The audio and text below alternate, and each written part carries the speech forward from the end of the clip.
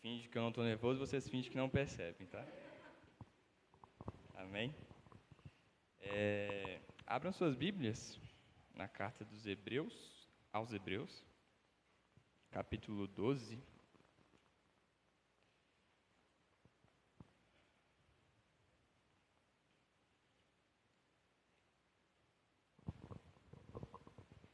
Hebreus 12,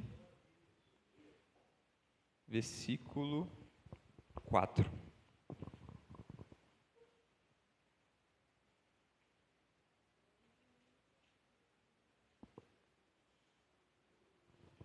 Todos acharam?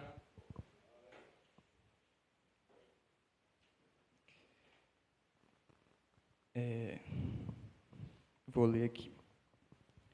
Na luta contra o pecado, vocês ainda não resistiram até o ponto de derramar o próprio sangue.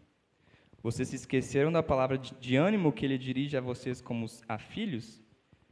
Meu filho, não despreze a disciplina do Senhor, nem se magoe com a sua repreensão, pois o Senhor disciplina quem ama e castiga todo aquele a quem aceita como filho.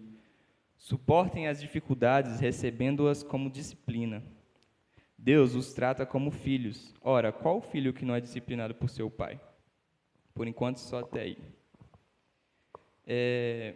Queria começar, acho importante a gente saber o contexto, né?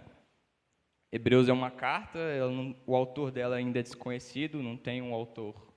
Até hoje os teólogos não sabem.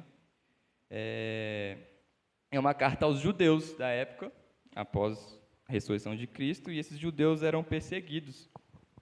Então, aqui ele está direcionando esse encorajamento aos judeus que estavam sendo perseguidos, porque eles, com a perseguição, eles estavam desanimando e abandonando a fé.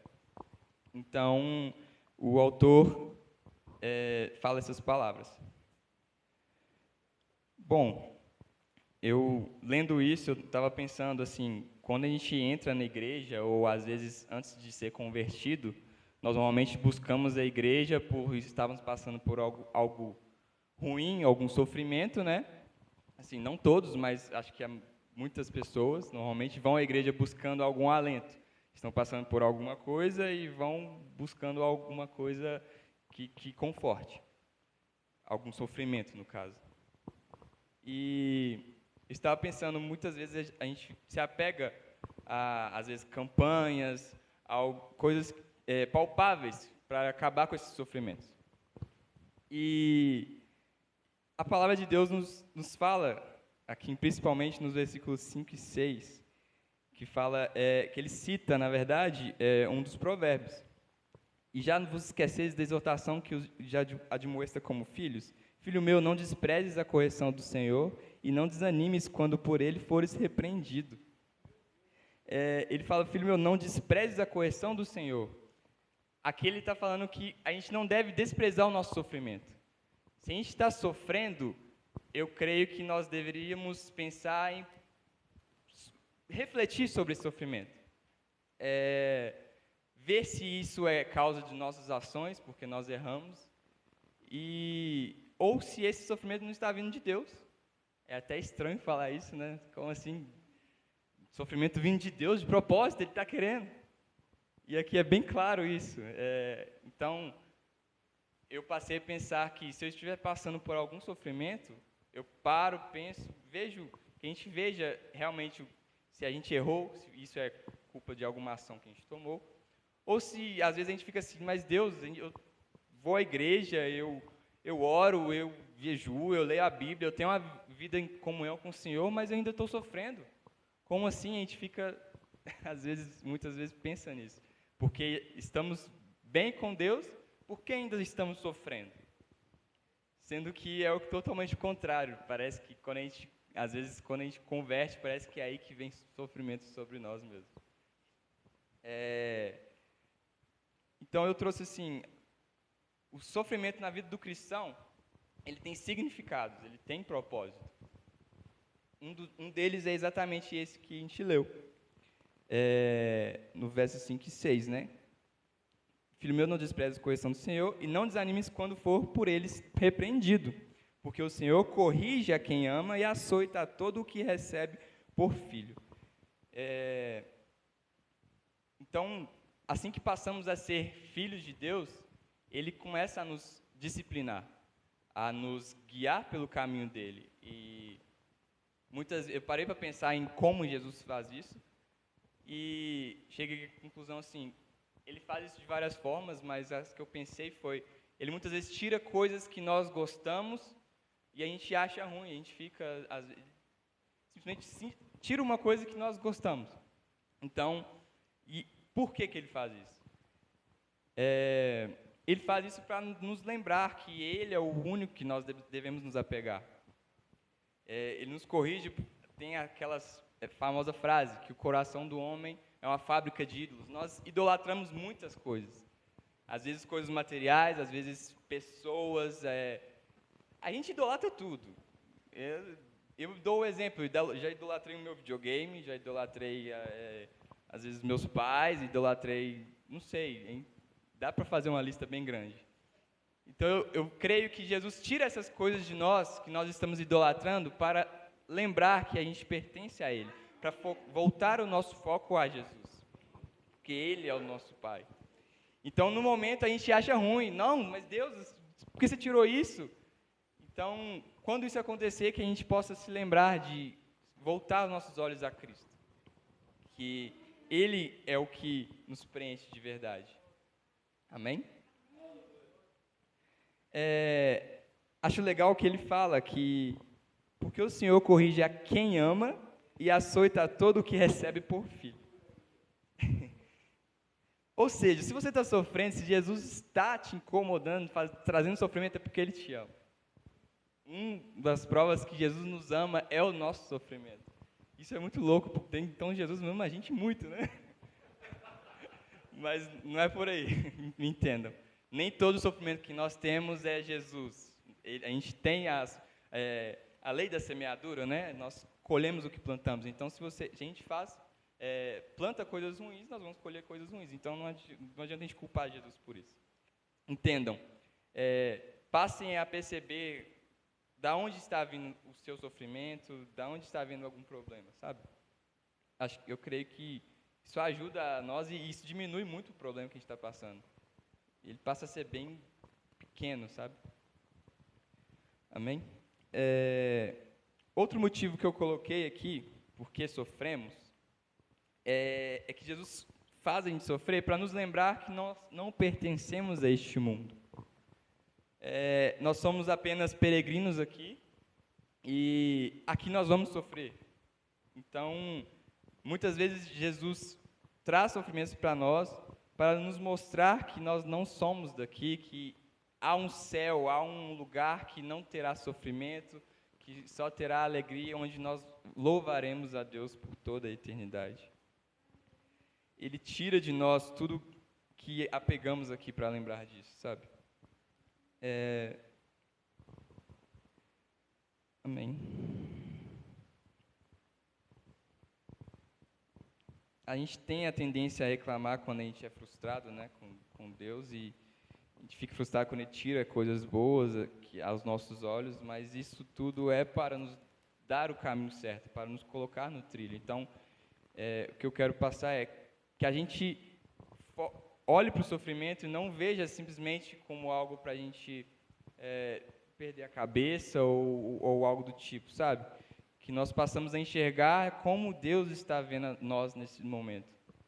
Isso é fruto do que eu fiz ou Deus está querendo me mostrar algo nisso, sabe? Então, não sei, para dar um exemplo disso, talvez o Maurício, esses dias, o videogame dele queimou e ele ficou sem videogame. Talvez ele estava idolatrando o videogame dele, nós não sabemos. Ele estava idolatrando e Deus tirou, não sei por que não, né? Então, é um exemplo meio besta, mas é um exemplo desse... É um exemplo. Então, que nós passamos a pensar mais nisso. Eu coloquei aqui que quando nós estamos buscando aquilo que nós queremos mesmo, às vezes a gente anseia muitas coisas daqui, né, no caso, a gente anseia um carro do ano, eu quero o melhor emprego, eu quero o melhor carro, eu quero a gente quer o melhor tudo para nós, na nossa visão, às vezes Deus nos frustra nisso, justamente porque Ele sabe que isso não vai fazer bem para a gente. Então, se Ele nos ama, Ele nos disciplina nisso, Ele tira essas coisas. Eu parei para pensar nisso e muitas vezes, quando a gente está bem, ou quando a gente não está passando por nenhum sofrimento, a gente pode parar para pensar e ver se Deus não está deixando a gente seguir o nosso coração, porque isso não vai fazer bem. O maior castigo que Deus pode nos dar é exatamente esse, entregar a gente aos nossos desejos. Eu anotei isso. Na Bíblia tem vários exemplos disso, quando Deus fala que endureceu o coração de Faraó, algo desse tipo, Ele faz de propósito, Ele entrega a pessoa para o seu próprio desejo e permite, e larga. O exemplo que Ele dá é de filhos, né? Então, qual pai que não corrige seu filho? Se Deus não está nos ensinando, quer dizer que nós não somos filhos dele. Então, isso deveria, eu acho que, trazer não uma paz a nós, sabe? Eu estava pensando nisso e Jesus me mostrou isso. É perigoso até, sei lá. Então, aí a gente para pensar, nossa, então eu quero sofrer, então. Mas é mais ou menos nesse caminho que eu queria que a gente pensasse, sabe? Tendo uma visão, levando tudo isso em conta, abrem em Mateus 11,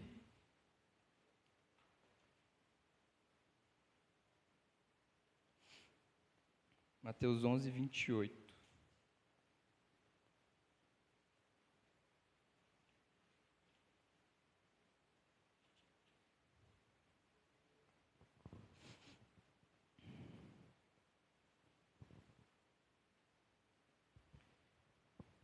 Eu estou lendo um livro que é exatamente sobre esses versículos. Ainda estou... Então, assim, esse versículo eu passei a amar esse versículo de Mateus 11. E queria trazer uma reflexão. Vamos ler. Vinde a mim todos os que estáis cansados e sobrecarregados, e eu vos aliviarei. Tomai sobre vós o meu jugo e aprendei de mim, porque sou manso e humilde de coração, e encontrareis descanso para as vossas almas. Pois o meu jugo é suave e o meu fardo é leve. É um versículo bem conhecido, né? Acredito eu. Acho que todo mundo já ouviu. E esse livro que eu estou lendo diz que em todos os evangelhos de Jesus, nessa parte é onde Jesus realmente nos mostra o coração dele. Ele se abre e nos diz as características dele. Então, ele fala que Jesus é manso e humilde de coração. Eu lembrei, a gente está lendo Provérbios, né? Todos os dias, esse mês, e tem um Provérbios que fala que se você for guardar algo, guarda o teu coração, pois nele procede, né? Eu não lembro a palavra certinha, mas todo o quê? Toda a sua vida. Então, o significado de coração na Bíblia é exatamente todo o seu ser, aquilo que te faz acordar de manhã. E aqui Jesus fala que ele é manso e humilde de coração. Jesus, ele nos mostra que ele é. O que significa isso? O que significa ele ser manso de coração? Isso significa que Deus ele é compreensivo. Ele nos compreende melhor que qualquer um. Ele nos entende em qualquer ocasião. Só que a gente deve levar em conta que é para aquele que toma o seu fardo e o seu jugo. Então, não é para todas as pessoas, é aquele que busca a Cristo, aquele que toma o seu fardo e o seu jugo. Ele é manso, ele é compreensível. De todas as pessoas que podem nos compreender, Jesus é aquele que mais nos compreende. Humilde de coração, o que isso quer dizer? Isso nos mostra que Jesus ele é acessível. Uma pessoa humilde, normalmente ela não quer ser muito vista, ela não quer ser o centro das atenções, muitas vezes. Então, mostra para a gente que a gente tem acesso a Jesus. Ele não é um Deus que fica de braços cruzados, nos fala que a gente não que a gente deve viver em santidade, e se a gente não conseguir, ele fala, ah lá, de novo, ele pecou. Não, ele está com a gente, ele nos compreende, ele é acessível para aquele que quer o perdão dele, sabe? E aqui nesse versículo, no versículo 29, no final dele, ele fala: tomai sobre vós o meu jugo e aprendei de mim, porque sou manso e humilde de coração, e encontrareis descanso para as vossas almas. É aqui que eu consigo ligar no que eu estava falando sobre sofrimento. Jesus fala que se a gente tomar o jugo dele e o seu fardo, nós teremos descanso para as nossas almas e não para os nossos corpos. Então, mais um momento, Jesus nos mostra que aqui nós vamos sofrer, mas que as nossas almas terão descanso eterno. Só um adendo, estava pesquisando o significado de jugo. Jugo é aquela madeira que os bois, eles colocam no pescoço do boi para ele levar algo, alguma carga, né? E Jesus fala justamente isso, que o jugo dele é suave. O livro que eu estou lendo dá um exemplo muito legal, que ele fala que Jesus nos dá um jugo. Nós pegamos o jugo dele, como cristãos, e esse jugo é suave, é como se nós estivéssemos afogando e Jesus jogasse um colete salva-vidas para nós e a gente desprezasse isso no sentido de, não, mas já está muito difícil aqui me afogando, então não preciso do seu jugo, que é basicamente o salva-vidas dele, sabe? É mais ou menos esse o exemplo, eu achei muito legal isso. Então, que isso se enfatiza em nós. Nós não somos feitos daqui para o mundo. Nós somos feitos para Cristo. Então, que a gente passe a pensar nele quando nós estivermos sofrendo, que nós passamos a lembrar da promessa dele de estar conosco.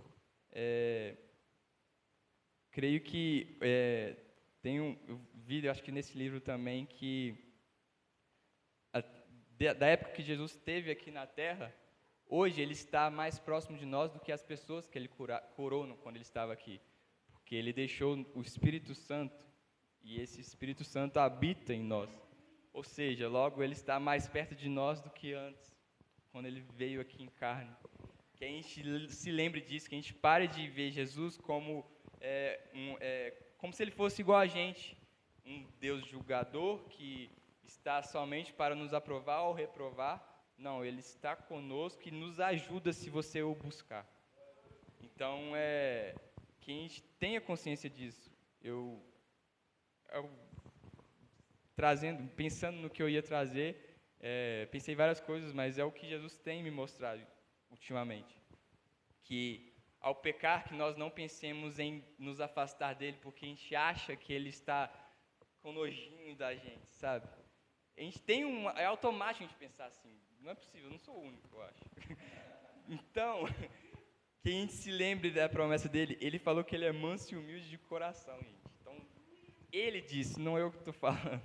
Ele falou que aquele que busca ele, que toma o seu jugo e o seu fardo, ele vai ajudar, ele está com ele, ele habita nele, que é a tua igreja, seus filhos. Amém?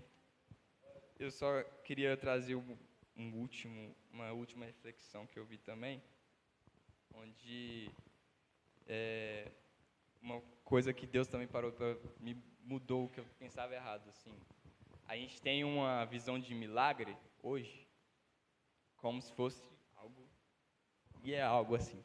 Mas Deus me mostrou que os milagres, eles não são algo que muda a nossa lei natural e traz algo irreal. Na verdade, é Jesus nos mostrando que o natural é exatamente este caminho onde não há enfermidade, onde não há dor, onde não há doença. Então, isso é mais algo que nos aponta ao céu, sabe? Os milagres que às vezes nós testemunhamos aqui, não sei, um paralítico andar, ou um pecador se arrepender de seus pecados, esse que eu acho que é um dos melhores milagres, dos maiores.